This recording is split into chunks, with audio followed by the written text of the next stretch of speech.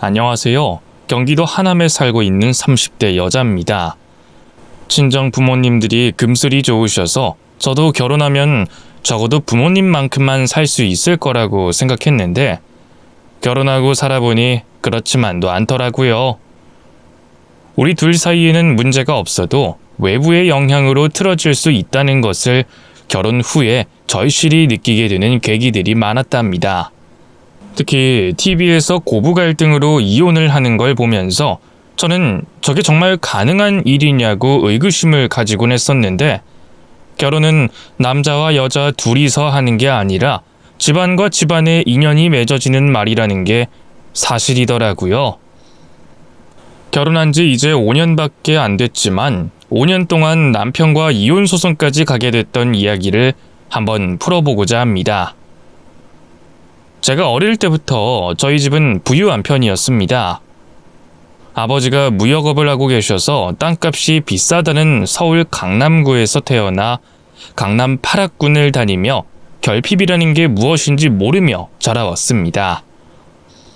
제가 초등학생이 되기도 전에 저희 부모님은 저에게 많은 투자를 하시며 제2의 박세리 선수로 만드시려고 하셨죠. 아연아, 골프 선수 되면 돈도 많이 벌고 엄청 유명해질 수 있어. 아연이는 운동신경이 다른 친구들보다 뛰어나니까 반드시 박세리 같은 선수가 될 수 있을 거야. 그래 아연아, 아빠 말씀대로 아연이가 골프 선수가 되면 아연이도 분명 좋을 거고 엄마랑 아빠도 엄청 행복할 것 같아. 그러니까 힘들어도 골프 열심히 배우자.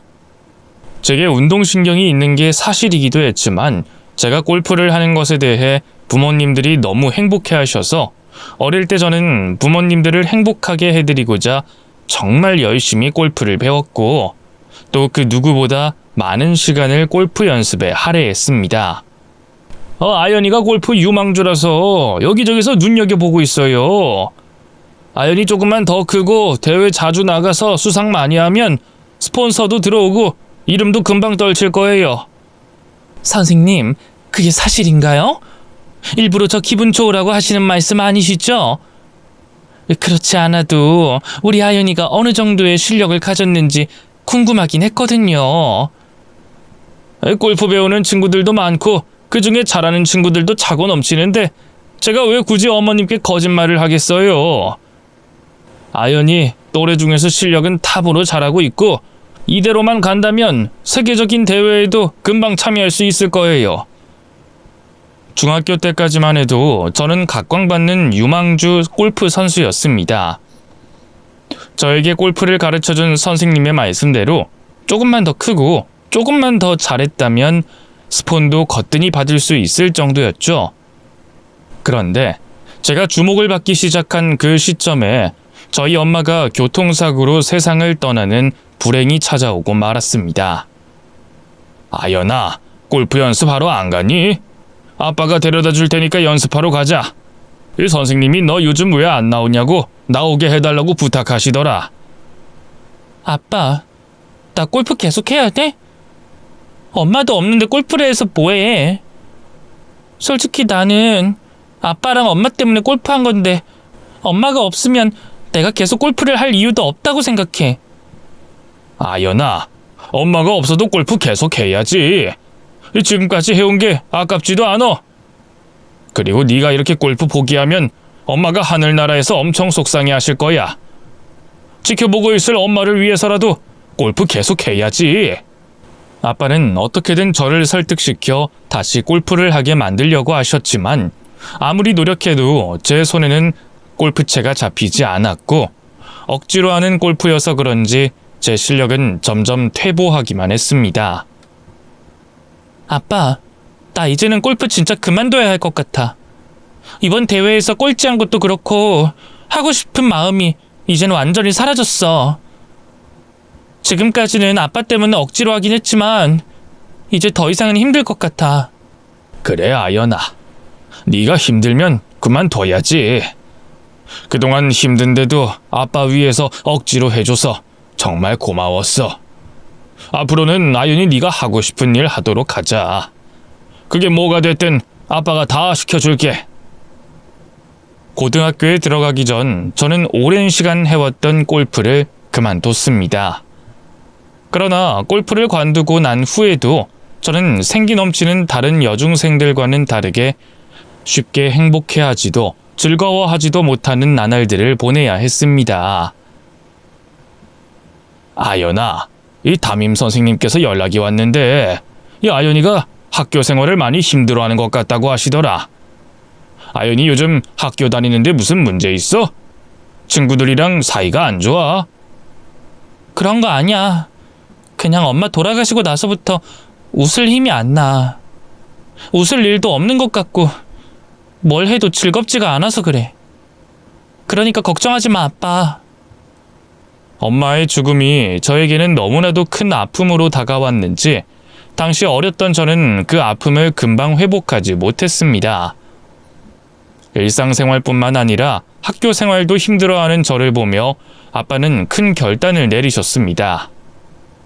아연아, 아빠가 꽤 괜찮은 유학원에서 상담받고 왔거든. 너 예전에 미국에서 살아보고 싶다고 했었잖아. 아빠가 보내줄 테니까 미국 가서 유학생활 해보지 않을래? 오빠도 거기 있고 하니까 오빠랑 같이 살면서 공부해보는 거야. 어때? 한국에서도 잘 못 지내고 있는데 미국 가서 내가 잘 지낼 수 있을까? 영어도 겨우 대화할 수 있을 정도인데 말까지 안 통하면 더 힘들 것 같아.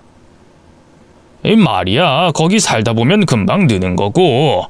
미국은 한국이랑 달라서 아마 모든 게 재밌고 신기할 거야. 일단 딱 1년만 가보고 아니다 싶으면 다시 돌아오는 걸로 하자.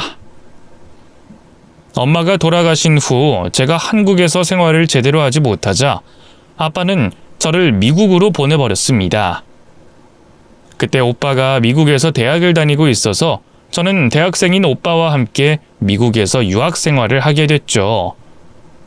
그러나 미국에서도 적응을 제대로 하지 못한 저는 1년 만에 한국으로 돌아오게 됐습니다. 아연아, 이모가 너 걱정돼서 이번에 한국으로 들어온다고 하시더라. 너 괜찮아질 때까지 이모가 한국에 있어줄 거라고 하니까 이모랑 지내보고 이모랑 있는 게 괜찮으면 이모사는 뉴질랜드로 유학 가보는 걸로 하자. 아빠와 가까운 친척들은 제가 슬픔에서 빠져나올 수 있도록 많은 노력을 해주셨습니다.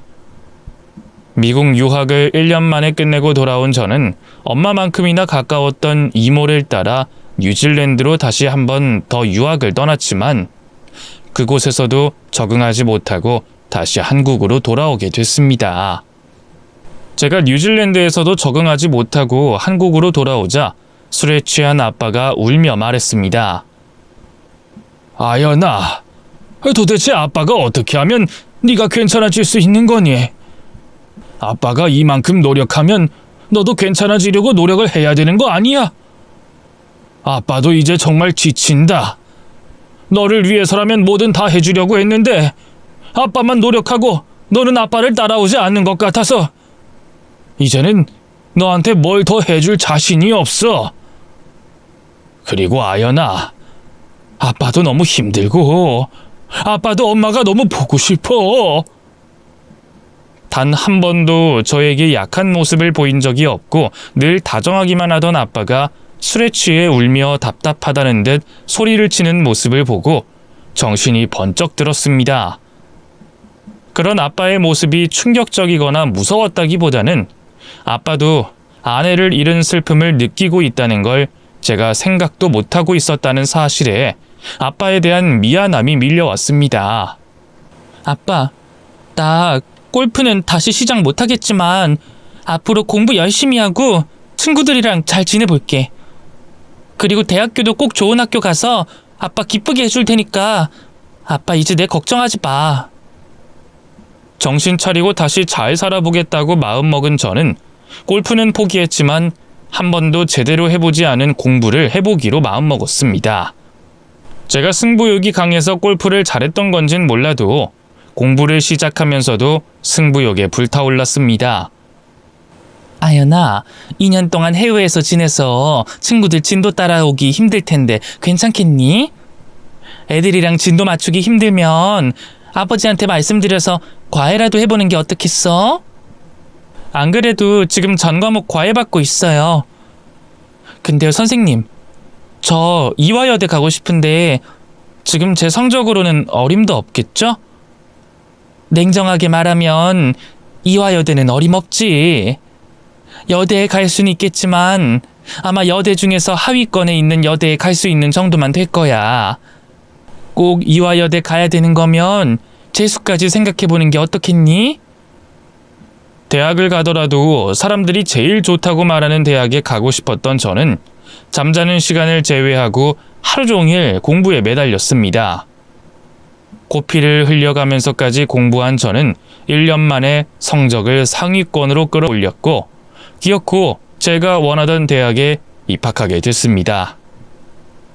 아연아, 네가 원하는 대학도 들어갔으니까 이젠 공부에만 매달려 살지 말고 여행도 다니고 친구들이랑 밤새 술도 마시고 젊을 때 할 수 있는 거 다 해보고 살아라. 네 나이 때는 이것저것 경험을 많이 해보는 게 나중에 큰 자산이 된단다. 아빠의 경험을 바탕으로 해주는 말이니까 아빠 말 듣고 공부 적당히 하고 많이 놀아. 아빠의 조언대로 대학교에 들어간 이후 저는 적당히 공부하고 미친 듯이 놀며 많은 경험을 쌓았습니다. 그리고 다양한 수많은 사람들을 만나며 인맥을 쌓고 보는 시야를 넓힌 저는 대학교를 졸업하자마자 제 이름을 건 스타트업 회사를 차렸습니다.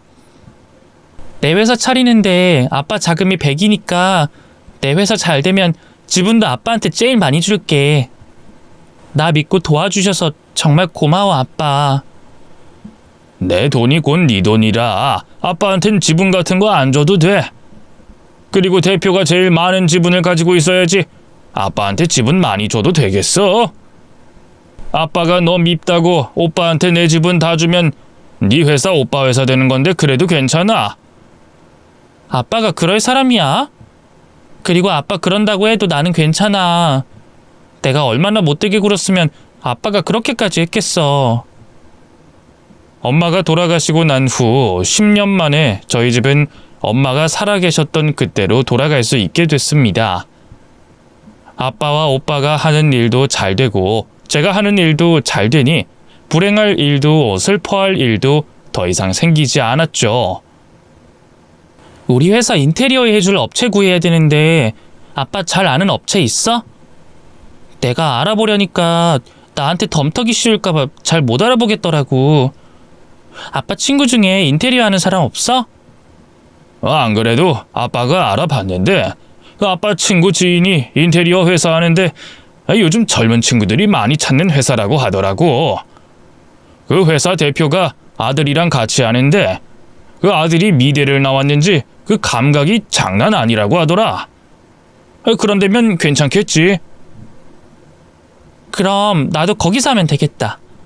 아빠 언제 나랑 인테리어 견적받으러 같이 가자. 제 회사를 차리면서 인테리어 업체를 정하는 과정을 아빠와 함께 했는데 아빠가 소개받아 찾아간 인테리어 회사에서 저는 저의 남편을 만나게 됐습니다. 남편이 아빠가 말한 인테리어 대표의 아들이었는데 소문대로 남편은 미대 출신의 젊은이들을 사로잡을 만한 감각적인 인테리어 능력을 가지고 있었습니다. 아이 대표님, 이렇게 참 훌륭한 아들을 두셔서 좋으시겠습니다. 인물도 훤칠하고 능력도 좋고 제가 다 부러울 지경입니다. 아이고, 대표님도 훌륭한 아들이랑 같이 일하고 계시지 않습니까? 들어보니까 아들이 미국에서 유학생활하고 온 수재라고 하던데 부러워해도 제가 더 부러워해야 되는 거 아닙니까? 제 아들 녀석은 시키면 시키는 대로만 할 줄 알지 창의적이진 못합니다. 제가 보니까 대표님 아드님께서는 인테리어 회사에서 가장 필요한 그 센스를 타고난 것 같네요. 대표님 회사 적어도 50년은 거뜬하시겠습니다. 아빠도 그렇고 시부도 아들과 함께 회사를 이끌어간다는 공통점이 있어 두 사람은 급격하게 가까워졌고 모르는 사람이 보면 오랜 친구 같아 보일 정도로 좋은 사이를 유지하며 지내셨습니다.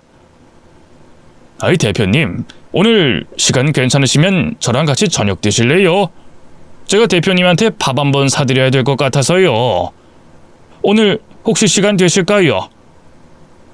아이고, 대접해도 제가 해드려야죠. 저 오늘 시간 되니까 같이 저녁 먹으러 가요. 그리고 오늘은 제가 살게요. 회사 인테리어를 진행하면서 제가 가장 자주 만났던 사람은 당연히 저희 남편이었는데 남편이 먼저 저에게 호감 표시를 했습니다. 그것도 대놓고 말이죠. 하지만 남편과 사적인 관계가 되고 싶지 않았던 저는 처음엔 저에게 호감을 표시하는 남편을 애써 모른 채 했었는데 남편을 만나면 만날수록 참 멋있는 사람이라는 생각이 들어 저도 모르게 남편에게 호감을 가지게 됐습니다. 미술학도였는데 어쩌다가 아버지 회사에서 인테리어를 하게 되신 거예요? 아버지가 하라고 시키셔서 어쩔 수 없이 하시는 거예요? 어릴 때부터 저희 아버지는 제가 하고 싶은 거 다 해보라고 하시는 분이셨어요. 그래서 미술하는 거에 대해서도 반대 안 하셨고 아버지 회사 물려받으라는 강요도 안 하셨죠. 그래서 미술하는 거에 대해서도 근데 제가 미술 다 배우고 나니까 하고 싶은 게 없더라고요. 내가 배운 미술로 뭘 하면 좋을까 고민하던 중에 아버지 일을 몇 번 도와드렸는데 그게 너무 재밌더라고요. 그래서 이 일을 시작하게 된 거예요. 정말 잘 됐네요. 아버지가 성우 씨 하려던 미술 반대했으면 성우 씨 지금처럼 이렇게 인테리어에 재미 붙이면서 일하진 못했을 것 같아요. 저도 그렇게 생각해요. 제가 지금 내 일을 재밌게 할 수 있는 건 다 저를 믿어주신 아버지 덕분인 것 같아요. 남편과 저는 비슷한 부분이 참 많았습니다. 부족함 없는 가정에서 자란 것도 그렇고 일남일녀라는 것도 그렇고 또 좋은 아버지를 뒀다는 점이 가장 많이 닮은 부분이었죠. 서로가 서로에게 가장 잘 어울리는 상대인 걸 깨달은 저희는 연애를 시작하게 됐고 양가 부모님을 정식으로 모셔 이 사실을 알려드렸습니다. 허허, 이러고 앉아있으니 무슨 상견례라도 하는 기분입니다. 그러게 말입니다. 우리 아들 녀석이랑 대표님 따님이랑 이렇게 잘 될 줄 예상이라도 했겠습니까? 물론 대표님이랑 사돈 맺으면 참 좋겠다 생각은 했지만 애들이 부담스러울까봐 일부러 입 밖으로 꺼내진 않았었거든요. 저도 마찬가지였습니다. 이 성우가 너무 좋은 사람 같아 보여서 우리 딸이랑 잘 되면 좋을 텐데, 내 사위면 좋을 텐데 라고 생각을 했었는데 그동안 저희가 안 나서길 잘한 것 같습니다. 우리가 나서지 않아도 알아서들 이렇게 잘 만나주니 성우도 그렇고 아연이도 그렇고 효자 효녀들인 것 같네요. 아빠와 시부는 저희 만남을 그 누구보다 진심으로 기뻐하셨고 또 축하해 주셨습니다.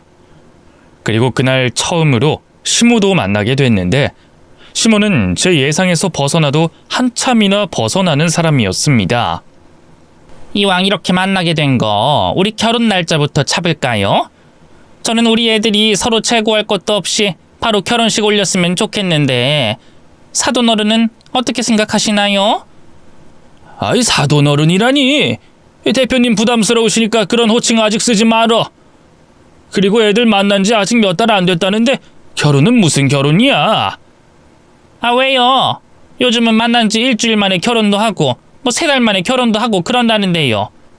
우리 애들이라고 못할 게 뭐가 있어요? 둘 다 직업도 짱짱하지 집안도 괜찮지. 오히려 우리 애들같이 잘난 애들이 일찍 결혼해야 되는 거 아니에요? 진중하면서도 유머러스함을 가지고 계신 시부와 달리 시모는 조금은 촐싹맞고 가벼운 느낌을 가진 사람이었습니다. 어떻게 달라도 이렇게나 다른 사람이 부부가 돼 살고 있는지 신기할 지경이었죠. 아연아, 너 우리 아들이랑 결혼할 거지? 내 아들이라서 하는 말이 아니라 솔직히 내 아들 같은 남자 세상 어디에도 없다? 키 크지, 잘생겼지, 학벌 좋지, 거기다 집안도 좋지. 세상에 이런 애가 어디 있니? 그렇다고 성격이 모났어? 이런 성격 가진 남자 흔하지 않어. 애가 지 아빠 닮아서 얼마나 다정하고 착한데 아연이 너도 잘 알지? 아이, 엄마. 아버지 말씀대로 우리 만난 지 아직 몇 달 안 됐어요. 결혼은 1년 정도 만나고 난 후에 꺼내도 괜찮을 것 같아요. 엄마 자꾸 그러시면 아연이 부담스러워져요. 아, 그래? 근데 나는 우리 아연이가 너무 예뻐서 꼭 내 며느리가 돼줬으면 해서 하는 말이야. 아연아, 내가 우리 아들 보고 너한테 잘하라고 할 테니까 꼭 우리 집에 시집 오렴. 시모의 성격이 시부와 다르게 가벼운 성격이긴 했지만 저를 무척이나 예뻐해 주셔서 그건 문제가 되지 않았습니다. 오히려 그땐 시모 같은 성격을 가진 사람이 있어야 집안 분위기가 더 좋아지는 것 아니겠냐는 생각까지 했었죠. 그런데 저희 아빠의 생각은 다르신 듯 했습니다. 이 성우 엄마 말이야. 오늘 만나보니까 이 사람이 좀 그렇더라. 너희 둘 만난 지 얼마나 됐다고 벌써부터 결혼 이야기 꺼내는 것도 그렇고 너희 둘은 아직 결혼 생각 없다는데 나보고 대뜸 사돈어른이라 부르는 것도 그렇고 이 사람이 왜 그런다니? 보니까 성격이 감정을 잘 숨기지 못하고 솔직한 편인 것 같던데 그래서 하고 싶은 말도 다 하는 스타일 같아 보였어. 내가 볼 땐 성우 엄마는 네가 좋아서 그러는 게 아니라 우리 집이 잘 사는 것 같아 보여서 너를 좋아하는 것 같아. 그런 사람 난 별론데. 에이, 아빠. 그렇게 부정적으로만 생각하지 마. 어쨌든 나 좋다고 해주면 좋은 거 아니야? 아빠는 시모가 저를 좋아하고 예뻐해주는 이유가 돈 때문이라고 하셨지만 저는 굳이 그렇게까지 생각을 하고 싶지 않았습니다. 그리고 1년이 지난 후 상견례를 하게 됐을 때 저는 아빠의 말이 틀리지 않았다는 걸 확인할 수 있었습니다. 나는 우리 아들이 이렇게 훌륭한 집안에 장가갈 거라고 믿어 의심치 않았어요. 이 사실 미대 간다고 했을 때 미대 가면 돈 많은 집에서 사위로 받아들이기 싫어할까봐 걱정했는데 그러든 말든 다른 게 찰나서 이런 좋은 집에 당당히 사위로 들어가고 우리 아들이 얼마나 자랑스러운지 몰라요. 아이, 저희 집이 뭐 얼마나 대단한 집이라고 그렇게까지 지켜 세워주시는 겁니까? 저희 정말 별거 없는 집안입니다. 하는 일이 조금 거창해 보여서 그렇지 보통 사람들이랑 다를 바 없답니다. 아유, 사돈어른은 참 겸손도 하세요. 그런 큰 회사를 운영하시면 당당하게 그래, 나 돈 많고 능력 좋다 라고 하실 만도 하신대요. 무역회사 집안의 사위라니 명함이라도 만들어서 다녀야 할 판이에요. 상견례를 끝마치고 집으로 돌아오고 난 후 저는 굳이 시모에 대해서 이야기를 꺼내지 않았는데 그날 상견례 자리에서 저희 시댁 식구를 만났던 오빠가 먼저 저희 시모에 대해 이야기를 꺼냈습니다. 아빠 말대로 아연이 시어머니 될 사람 좀 그렇더라. 사람이 아무리 돈을 좋아한다고 해도 저렇게 대놓고 돈을 밝혀도 되는 거야? 그러게 말이다. 나는 오늘 그 자리가 너무 부담스러워서 일찍 일어나고 싶은 심정이었다니까. 애들 상견례 문제로 만난 거면 애들 이야기만 하면 되는데 이 어찌나 회사에 대해서 꼬치꼬치 캐묻던지. 사돈어른도 그렇고 이서방도 사람이 참 좋아 보이는데 그 시어머니라는 사람이 마음에 걸리네. 아빠, 이대로 아연이 그냥 시집 보내도 괜찮겠어? 남편이랑 시아버지 될 사람이 괜찮으니 두 사람 믿고 시집 보내야지 뭐 어쩌겠어. 그리고 돈 때문이라도 우리 아연이 시집살이 시킬 것 같지 않은데 저래도 오해하게 둬야지 뭐. 저도 아빠와 오빠처럼 느끼긴 했지만 최대한 좋은 쪽으로 생각을 하려고 노력을 했습니다. 그런데 결혼을 준비하는 과정에서 저는 시모가 제가 절대로 감당할 수 없는 인물이라는 것을 깨달았습니다. 아버님, 어머님, 저희 결혼식은 성당에서 올리기로 했어요. 두 집안 다 종교가 같아서 성당에서 올리면 어떻겠나 싶은 생각이 들더라고요. 성당에서 결혼식 올리면 결혼식의 의미도 더 깊어지는 것 같고 또 하객분들 기억에도 오래 남을 것 같아서 그러기로 했는데 두 분 생각은 어떠세요? 성당에서 결혼식을 올리겠다고? 그건 절대 안 될 소리야. 나는 너네 적어도 호텔에서 결혼식 올릴 거라고 생각하고 사람들한테 그렇게 말하고 다녔는데 성당이라니? 아이 창피하게 성당이 뭐니? 저희 둘은 이미 성당 쪽으로 알아보고 있었는데요. 호텔은 지금 예약하려면 예약 자체가 안 될 거예요. 적어도 1년 전에는 예약을 해야 되는데 저희 그냥 성당에서 하면 안 될까요? 돈을 더 얹어준다고 해서라도 호텔에서 올려.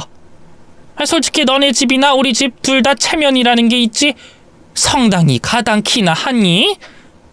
아니 너네들은 아직 어려서 잘 모르나 본데 어른들한테는 체면이라는 게 있단다. 아무리 너희 결혼식이라지만 너희만 생각해서 결혼하면 안 되지. 마침 시댁과 저희 집안의 종교가 같아 남편과 저는 소소하게 성당에서 결혼식을 올리려고 했는데 시부와 저희 아빠도 허락하는 마당에 시모만 극구 반대하고 나섰습니다. 아연아, 엄마가 성당에서 할 거면 결혼식 자체를 올리지 말라고 하던데 어떡하지? 아버지는 엄마 말 무시하라고 하는데 엄마가 사람을 너무 힘들게 해서 너랑 상의 좀 해보고 싶은데 우리 그냥 호텔 알아볼까? 어머님이 계속 그러시는 거면 지금이라도 호텔 알아보자. 아무리 우리 결혼이라고 하더라도 부모님들, 손님들도 모시는 자리니까 부모님이 마음에 드시는 곳에서 결혼식 하는 게 맞지. 우리 욕심이 너무 과했나 봐. 결국 결혼식은 제가 한 발짝 물러서 시모가 원하는 결혼식장에서 결혼을 하게 됐습니다. 저희가 성당에서 결혼식을 올리지 않겠다고 하자 시모는 이미 알아본 곳이 있다며 그 식장이 어디인지 말씀해줬는데 그곳은 연예인들이나 재벌가 자식들이 결혼하는 아주 비싼 결혼식장이었습니다. 아이 무슨 결혼식에 1억씩이나 들여서 결혼을 한다는 거야? 대기업 회장님 자제분들이나 결혼식에 억 단위로 퍼붓지 우리 같은 일반인이 돈 아깝게 무슨 1억씩이나 써. 아빠, 그래서 어머님이 돈 다 내기로 하셨으니까 우리는 그냥 어머님이 하자는 대로 하는 걸로 하자. 나 괜히 또 이 문제로 어머님이 짜증내는 소리 듣기 싫어. 너희 시어머니도 참 대단하다. 너희 오빠도 나름 비싼 데서 결혼했는데도 그 정도까진 안 나왔는데 아니 도대체 무슨 잔치를 벌이려고 그러는 건지.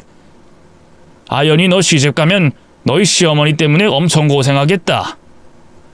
1억이 넘는 초호화 결혼식을 끝마치고 난 후 아빠 말대로 시모 때문에 제가 고생을 할까 걱정을 했지만 다행히 시모는 저에게 친딸 대하듯 엄청 잘해주셨습니다. 그런데 시모는 저에게 잘해주시면서도 계속해서 저희 집의 재산을 욕심내는 듯한 말씀도 함께 하셨죠. 아연아, 너희 아버지 회사 너희 오빠한테 주기로 이미 이야기 끝난 거니? 아무래도 너희 오빠가 거기서 일하고 있으니까 당연히 너희 오빠한테 주는 거겠지? 너한테 준다는 말 없지? 아직 어떻게 될지 잘 모르겠어요. 근데 어머님 말씀대로 오빠가 아빠랑 같이 일하고 있으니까 아무래도 오빠한테 주지 않을까요? 어쨌든 아빠가 그만두시면 전문 CEO를 따로 구해서 쓰지는 않을 것 같아요. 내가 봐도 너희 아버지 네 오빠한테 회사 넘겨주기는 할 것 같아. 아이 근데 너희 오빠한테 그 회사 주면 너한텐 뭐 주시겠다니? 너도 자식이면 너한테도 뭐 줘야 되는 거 아니야? 시모는 저를 볼 때마다 너희 아버지는 너한테 뭘 주신다니라고 물어보셨고 저는 시모가 그런 질문을 할 때마다 나도 잘 모르겠다고 대충 말을 하고 넘겨버렸습니다. 한 번은 그 질문이 너무 지겹고 짜증났던 제가 시모에게 나는 친정아빠에게 아무것도 바라지 않고 있다고 했더니 시모가 제 일처럼 크게 화를 내셨습니다. 안 받기는 왜 안 받아?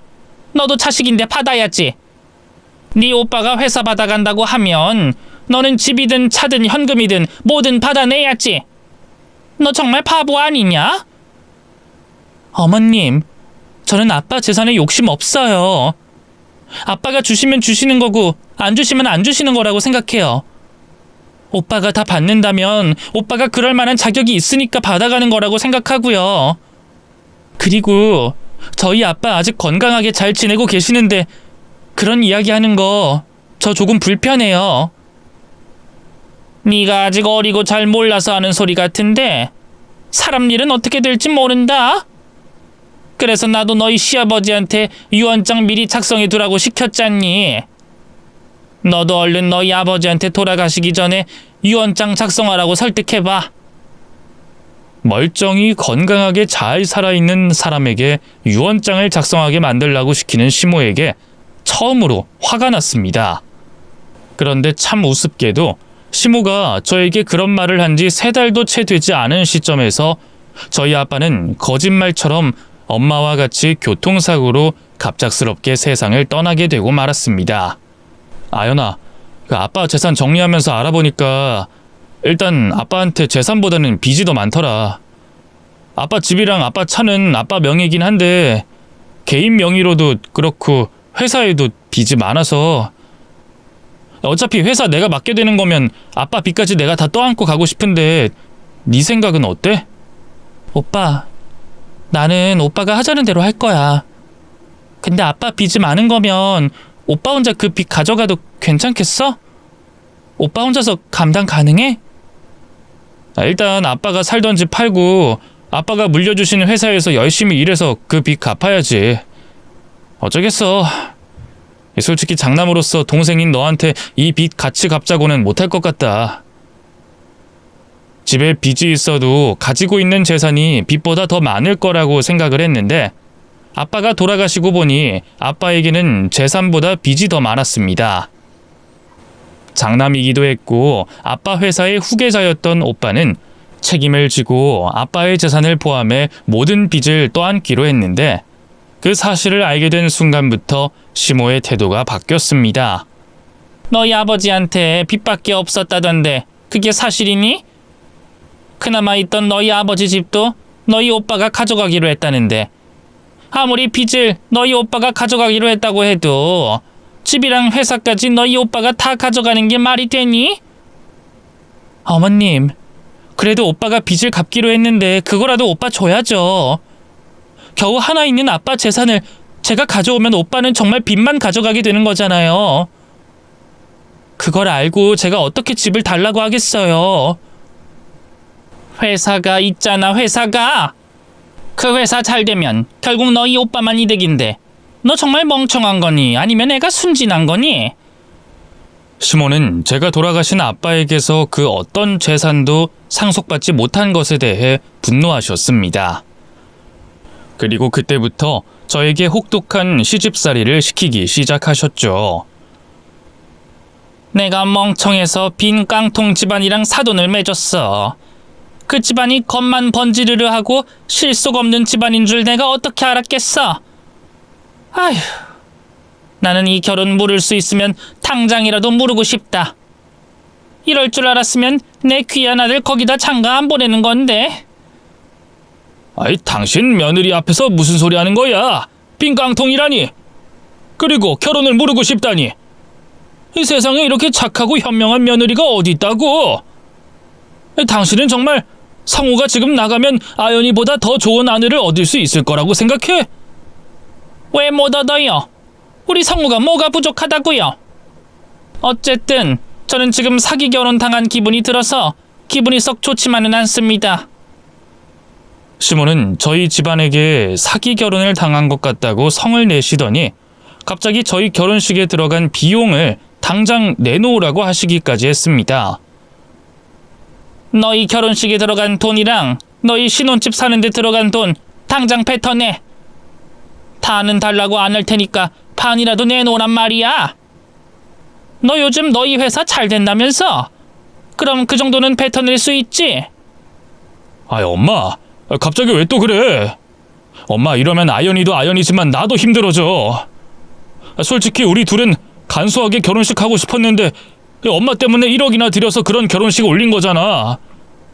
그리고 그 돈 엄마가 내준다고 했으면서 왜 이제 와서 아연이한테 내놓으라는 거야? 성우, 너는 억울하지도 않니? 부잣집인 줄 알고 장가 갔더니 부잣집은커녕 빚만 산더미처럼 갖고 있는 집안이었는데 너는 억울하지도 않냔 말이야. 아빠가 돌아가시고 저희 집에 빚이 많다는 걸 알게 됐다고 해도 오빠나 제가 사는데 달라진 건 아무것도 없었습니다. 빚이 많아도 오빠는 자신 명의의 집을 가지고 있었고 아빠의 회사는 여전히 잘 돌아갔으며 아껴 쓰고 살아야 될 정도로 형편이 어려워진 것도 아니었죠. 다만 시모는 자신이 생각했던 저희 집안의 재정 상태와 달라 저를 괴롭히시는 것이었습니다. 우리 이혼하자. 나 어머님 때문에 더 이상 당신이랑 같이 못 살겠어. 나도 참을 만큼 참은 거 당신도 알지? 나부터 시작해서 돌아가신 우리 아빠, 그리고 열심히 사는 우리 오빠까지 모욕하는 어머님, 더 이상 가만히 지켜볼 수만은 없어. 시모의 괴롭힘에 견디다 못한 저는 남편에게 이혼을 요구했지만 남편은 저의 이혼을 들어주지 않았습니다. 그렇다고 남편이 두 손 두 발 놓고 지켜보기만 한 것은 아니었지만 저는 더 이상 시모를 보고 살고 싶지 않아 이혼해주지 못하겠다는 남편에게 이혼 소송까지 걸게 됐습니다. 아연아, 네가 성우한테 이혼 소송 걸었다는 이야기 들었다. 네가 얼마나 힘들었으면 그렇게까지 했을까?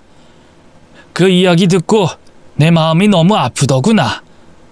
일단은 내가 너희 시어머니 대신 너에게 진정으로 사과하고 싶어서 찾아왔다. 정말 미안하다, 아연아. 죄송합니다. 아버님이 저 많이 예뻐해 주시는 것 저 잘 아는데 저 너무 힘들어서 더 이상은 이 결혼 유지하기가 힘들 것 같아요. 아연아, 이 성우가 많이 노력하고 있는데 그래도 안 되겠니? 나도 네 편에 서서 어떻게든 너희 시어머니 말려볼 테니 네가 우리 둘을 봐서라도 조금만 참아주려무나. 남편과의 이혼을 결심했지만 저를 붙잡는 남편과 시부 때문에 저는 마지막으로 딱 한 번만 더 참아보기로 했습니다. 솔직히 시모만 아니면 남편과 행복하게 잘 살 수 있었기에 그땐 썩은 동아줄이라도 붙잡고 싶은 심정으로 남편과 다시 잘 살아보기로 마음을 먹었습니다. 그렇게 마음을 다잡고 아무렇지 않은 척 지내던 어느 날이었습니다. 신우가 시댁에 놀러 온 적이 있었는데 시집살이가 힘들다며 투정을 늘어놨습니다. 이번 명절에도 또 나 혼자 전부치고 지지고 다 해야겠네. 내가 밖에서 사 먹자고 해도 우리 시어머니는 절대 안 된다고 뜯어 말린다니까. 아, 엄마, 우리 어머님 나 괴롭히려고 그러는 거 맞지? 누가 제사 음식을 밖에서 사와서 차려? 제사는 정성이 들어가니까 제사라는 거야. 그래도 그렇지 네 시어머니도 참 그렇다. 지 몸 성하면 같이 하면 되지 왜 너 혼자 시킨다니? 그러니까 내가 밉보인 적이 있나? 용돈도 잘 드리고 있는데 갑자기 왜 그러시는 거지? 어쨌든 나 이번 명절엔 잠깐 어디로 사라지고 싶은 심정이야. 신우가 명절날 제사상 준비하는 것이 힘들다고 투정을 부렸던 그날, 시모가 대뜸 저에게 10년 전 없앤 시댁의 제사를 다시 지내야겠다고 말을 꺼냈습니다. 아무래도 없앤 제사를 다시 부활시켜야겠어. 조상님들한테 내가 정성을 안 보여서 그런가? 사기 결혼도 당하고 하나밖에 없는 며느리 때문에 스트레스만 받는 것 같네. 아연이 너 제사 음식 차려본 적 있니? 아니요. 저희 집은 제사를 안 지내서 제사 음식은 차려본 적이 없어서요. 어머님 제사 다시 시작하면 어머님이 많이 힘드실 텐데 괜찮으시겠어요? 내가 힘들 게 뭐가 있어? 네가 하면 되는데. 우리 딸 말 못 들었어? 우리 딸도 자기 시댁에서 혼자 제사상 준비한다잖아. 그러니까 너도 혼자 해봐. 요즘 인터넷이니 뭐니 잘 돼 있어서 그거 보면서 혼자 제사상 차릴 수 있지 않겠어? 시모는 저를 괴롭히기 위해 10년 전 없앤 시댁의 제사를 다시 부활시켰는데 시모가 준비하라고 시킨 제사상의 양은 어마어마했습니다. 마침 너희 시아버지랑 네 남편 출장 간다고 자리 비워서 다행이네. 둘 다 내일 제사 시작 전에 돌아올 테니까 네 시아버지랑 네 남편 돌아오자마자 제사 시작할 수 있도록 준비 끝내둬라. 시모가 준비시킨 양이 많기도 하고 제사상 준비는 생전 처음이라 저는 전날 퇴근을 하고 밤을 꼬박 새워 제사상을 준비했습니다. 그리고 아침 해가 뜨기 직전 잠깐 눈을 붙였는데 눈을 떠보니 해가 중천에 떠 있어 깜짝 놀라 주방으로 달려나갔습니다. 시모가 시킨 대로 남편과 시부가 집에 도착하기 전까지 제사상을 완벽하게 차리려고 했는데 주방에는 제가 밤새 만든 제사 음식들이 감쪽같이 사라져 있었습니다. 너 이제 일어났니? 안 그래도 너 깨우려던 참이었는데 너 장 좀 다시 봐와야겠다. 이 새벽에 네가 만들어둔 제사 음식들은 네 시누이가 자기 시댁에 가져가야겠다고 해서 내가 줬어. 너 10시까지 다시 만들 수 있지? 어머님, 그걸 왜 아가씨한테 드려요? 아가씨는 아가씨가 만들면 되는 거잖아요. 그리고 10시까지 혼자서 그걸 또 어떻게 만들어요? 왜 못 만들어? 사거리에 가면 24시간 하는 큰 마트 있으니까 거기 가서 장 봐서 다시 만들어라. 3시간 남았으니까 얼른 움직여. 나는 1시간만 더 자야겠다. 제가 밤을 새워 만든 어마어마한 양의 제사 음식을 저 몰래 신우에게 줬다는 시모의 말에 온몸에 힘이 풀려버렸습니다. 그러는 와중에도 시모가 시키는 대로 얼른 장을 봐와서 다시 제사 음식 준비를 해야겠다고 생각을 했는데 아파트 지하에 놓여있는 제 차에 올라탄 순간 정신이 번쩍 들었습니다. 지금 내가 뭐하고 있는 거지? 돌아가신 우리 아빠 엄마 제사상도 내 손으로 한 번도 차려본 적 없는데 내가 무슨 짓거리를 하고 있는 거지? 라는 생각이 들었고 전 바로 차 앞 좌석 보관함에 넣어둔 이온소장을 꺼내 들었습니다. 저는 다시 시댁에 뛰어 올라가 거실에 제사상을 펴두고 그 가운데에 이온소장을 올려둔 채로 친정 오빠네 집으로 가버렸습니다. 그리고 제가 오빠와 새언니에게 그동안 시모에게 당한 수모를 다 털어놓은 뒤 이렇게 말했습니다. 이혼소송 취소하려고 했는데 나 취소 안 하려고. 어머님 때문이라도 나 이혼해야겠어. 내 남편이 아무리 좋아도 내 남편의 엄마가 싫으면 같이 못 산다는 걸 이번에 깨달았어. 오빠, 나 이혼해도 되지? 당연히 해도 되지. 네가 뭐가 부족하고 못나서 그 집에서 그런 취급받고 살아야 돼? 너만큼 착하고 현명한 여자가 어딨고 또 너만큼 능력 있는 사람이 어딨다고. 너희 시어머니는 아주 배가 불러 터졌구나. 너 같은 며느리를 다 괴롭히고. 그 사람이랑 아버님이 마음에 걸리긴 하지만 나 이번엔 절대 흔들리지 않고 그 사람이랑 이혼할 거야. 그리고 위자료도 다 받아내고 이혼할 거야. 남편과의 이혼을 결심하던 그 순간 친정 오빠네 현관문 초인종 벨소리가 울렸습니다. 오빠 집 현관문 앞에는 남편이 서 있었는데 현관문을 열어보니 남편 옆에는 거지 산발이 된 시모가 눈물 젖은 얼굴을 하고 서 있었습니다. 아연아, 내가 잘못했다. 내가 잘못했으니까 일단 우리 집으로 좀 가자. 우리 집으로 가서 네가 너희 시아버지한테 괜찮다고 말 좀 해주면 안 되겠니? 나 너희 시아버지한테 이 꼴로 집에서 쫓겨났어. 시모는 잠옷 차림에 발에 맞지도 않는 남편의 구두를 신고 있었는데 보아하니 시부가 시모를 맨몸으로 집에서 쫓아낸 듯 했습니다. 시모의 말에 그 자리에 있던 그 누구도 아무 말을 하지 않았는데 시모를 한심하게 바라보기만 하던 남편이 입을 열었습니다. 아연아, 엄마 말 안 들어도 돼. 그리고 여기로 엄마 데려온 이유는 엄마가 너한테 사과하고 싶다고 억지로 따라와서 나도 어쩔 수 없이 데리고 온 거야. 모르겠고 내가 올려뒀던 이혼 소장 봤지? 나 당신이랑 이혼할 거야. 당신이랑 이혼할 생각으로 그 소장 거기에 두고 온 거고 당신 어머니 데리고 돌아가줬으면 좋겠어. 제가 냉정하게 말하자 거지 산발의 모습을 한 시모가 큰 울음소리를 내며 무릎을 꿇고 제 바짓가랑이를 붙잡았습니다. 아연아, 네가 이러면 안 된다. 네가 이러면 내가 힘들어져. 너 착한 아이잖니. 너 착한 아이니까 이번 한 번만 나 용서해줘라. 사실 너희 시아버지가 너 괴롭히지 말라고 나한테 몇 번이나 경고했는데 너를 감싸고 도는 너희 시아버지랑 성우가 얄미워서 너를 더 심하게 괴롭혔어. 내가 너 괴롭힌 거 인정할 테니까 제발 나 좀 용서해 주렴. 네가 나를 용서해 줘야지 나 우리 집으로 돌아갈 수 있어. 어머님 덕분에 저도 돌아갈 집이 없어졌는데 제가 어머님 앞가림을 생각할 처지는 아닌 것 같아요. 그리고 어머님, 빈깡통 집안의 며느리 데리고 살아서 뭐 하세요? 저 말고 어머님이 원하는 그런 새 며느리 들이셔서 옆에 끼고 사시든가 하세요. 제가 현관문을 거칠게 닫아버리자 시모는 현관문 밖에서 동네 떠나가라 큰 소리를 내며 통곡하셨습니다. 그 이후로도 남편과 시모에게 계속해서 연락이 왔지만 저는 그 두 사람의 연락을 피해버렸습니다. 그런데 며칠 후 시부가 저를 만나러 저희 회사를 직접 찾아오셨습니다. 아연아, 이렇게 한다고 네 마음이 풀릴진 모르겠지만 네 시어머니 내 손으로 집에서 쫓아내버렸다.